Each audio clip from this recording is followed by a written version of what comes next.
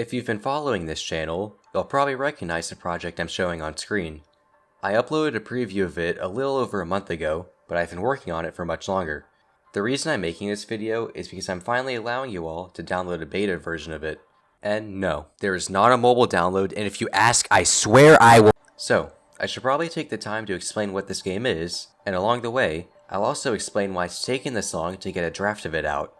After I first finished learning the basics of C++, I moved on to trying to make a simple game with it in order to get used to it. I started this around July of last year, but I ditched it for the remainder of 2020 to work on other projects. I then started working on it again in January, and I've been on and off working on it since. The reason it's taken this long is because of how many times I've started from scratch.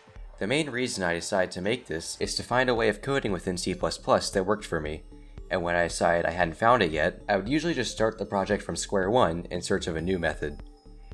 This is why you might notice that some things from this video, mainly the movement animations, but also these two block types, are currently missing from the version I'm working on right now. I'm pretty confident that the method I'm using right now is going to be the one that works for me, but the problem is that you can't be sure until you decide that it isn't. Now that you're caught up, let's talk more about the game itself. Keep in mind that this is a very early version of it, because I started this version on June 9th, which is barely a week ago.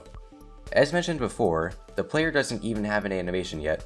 That being said, I would still prefer to release it sooner rather than later. It's a simple platformer game with a few different block types, but what makes it a little more interesting is that you can edit these block types yourselves. I've left a PDF in the description with all the information you should need on how to do so.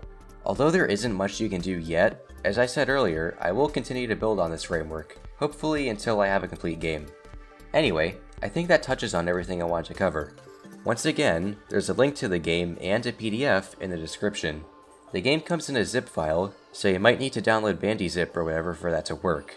If you find any bugs with it, or have any questions in general, I'll try to keep an eye on the comments, but it will be a little bit difficult because this isn't my main account. That's it, so thanks for watching, and I hope you enjoy the game.